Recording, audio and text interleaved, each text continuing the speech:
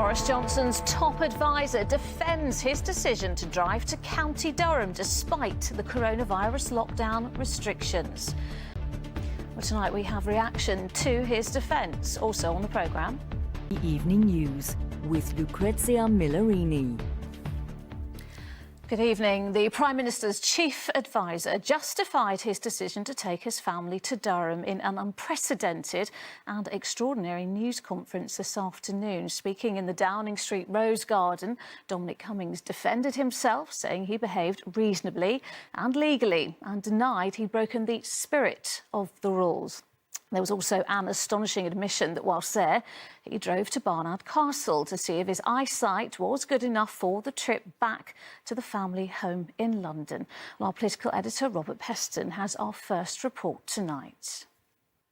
And we shall be hearing more from Robert in just a few moments. But first, families who've lost loved ones watched Dominic Cummings' statement this afternoon and said his refusal to apologise is not good enough. Paul Davis reports on the reaction.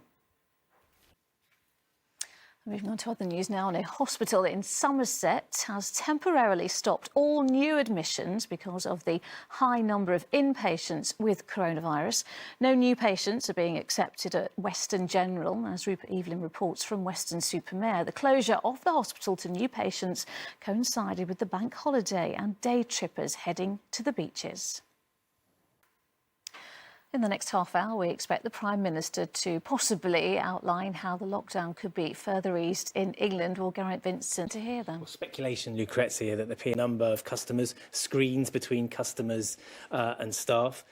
All right, Geraint, thank you. Well, Spain further relaxed its lockdown today when, for the first time in months, people in the Canary and Balearic Islands and 3 other provinces were allowed back onto beaches. Time now for a reminder. Some children will return to school in England next week, and so we are dedicating tonight's coronavirus Q&A programme to children and education. Finally, she's known as a leader who is not easily shaken, and the Prime Minister of New Zealand proved this again when an earthquake struck during a live interview. And that's it. I'm back with the late news at 10, but for now, from me and all the team, enjoy your evening and take care.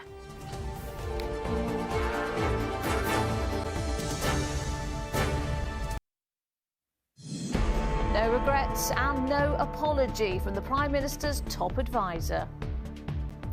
Tonight we have reaction to Mr Cummings' defence of his actions. News with Lucrezia Millarini.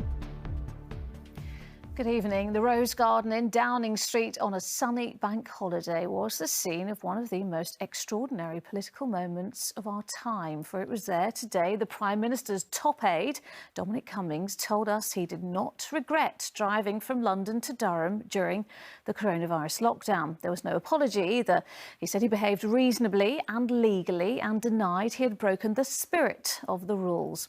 And there was also an astonishing admission that while there he drove to Barnard Castle to see if his eyesight was good enough for the trip back to his family home in London. Our first report tonight is from our political editor, Robert Peston.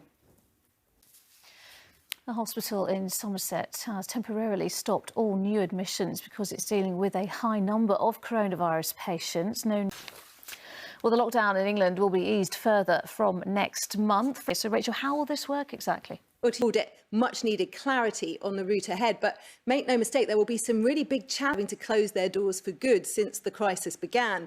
It's worth saying too that this won't apply to places like beauty soon look a little more like they once did. Yeah, a glimmer of hope. Rachel, thank you. And Spain further relaxed its lockdown today when for the first time in months people were allowed back onto beaches. And finally, some conservation parks in Africa have seen a rise in poaching since the pandemic, and that is why the world... And that is it from us for this evening. Good night. Take care. Bye-bye.